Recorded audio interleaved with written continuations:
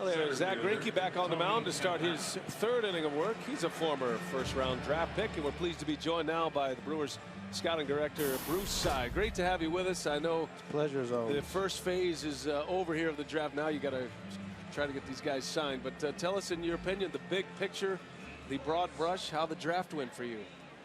Well, I think we accomplished some goals. You know, you always go into a draft looking for impact-type players, and power tools and power skills definitely bring you impact. And where we were picking, you know, we had the board lined up based on all of our looks and all of our evaluations.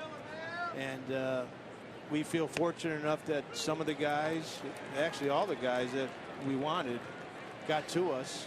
And we walked out of there with a smile on our face. Kind of unusual for the Brewers. 4 position players in the first 4 picks. How did it come about? Well, you know, people could say, is it planned that way? Because we took pitchers a lot over the last couple years. But in reality, you line up the board. There's pitchers on the board. There's position players on the board.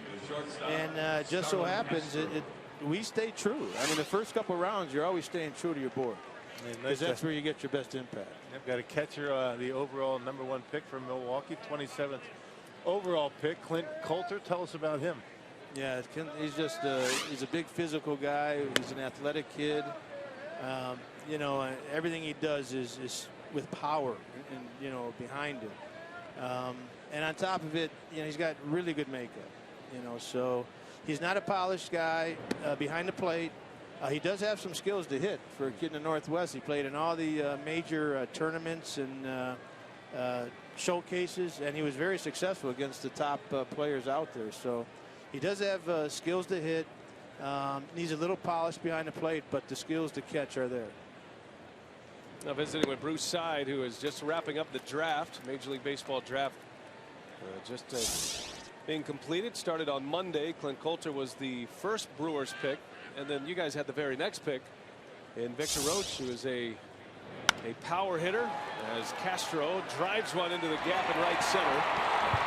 And this will go for extras. Castro thinking about third. He'll smartly stop at second base with a double. And that is the second hit for the Cubs in this ball game against Greinke. But tell us about Roach, because he's a guy that is injured, and I know it's a calculated risk, but what was the process to make you want to select him with your second pick? Well, going into the year, he was out of reach for us. I mean, he's a premier power guy. I saw him at Fenway Park at the Cape Cod All-Star game, and he hit balls over the the monster and out of the stadium. And you just knew this was a kid that had the power to profile as a middle of the order bat. He's athletic too. He could play profiles in the corners. But he had this unfortunate injury, and as an organization, you're looking for opportunity, and we felt opportunity existed.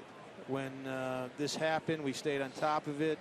Our scouts did a really good job of keeping him in the mix, and we did our due diligence. We had our doctors. He came to Milwaukee just last week. Our doctors, Dr. Ross, Roger Kaplinger, took a look at him.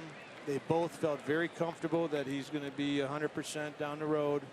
So, yeah, I mean, we felt that the reward outweighed the risk in this situation.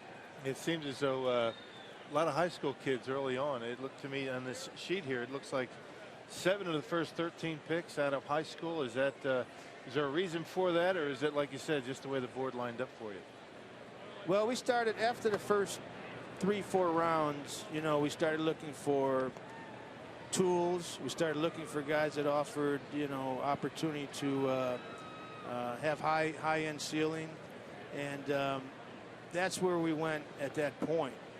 As I look at from the 6th round on, there's a high school player, there's a high school shortstop who's got some upside. That's Angel Ortega.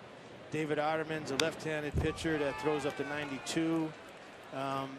That we feel if he makes a couple adjustments, could wind up being a pretty good pitcher. Right now, he's got to do a few things that will enable him to have a little more feel in the zone. And after that, there's some young guys that have some upside that we really like. Yeah, you picked a guy from UW Milwaukee, Yeah, Eric Semmelhack, out of Oak Creek, homespun kid. Tell us about him. Well, Harvey Keene, our scout, you know, obviously from Milwaukee, knows, knows the program real well here. We have good relationships with the coaches. They do a great job there. They had a couple kids drafted this year. But he came to our workout, and, he's a big kid that throws up to 95. So, you know, when you get a guy that's throwing up to 95, as physical as he is, he can spin the breaking ball. It's hard to pass up, especially where you got him. 95 with a hook. No matter, it doesn't matter where you're from, right? Absolutely. Yeah.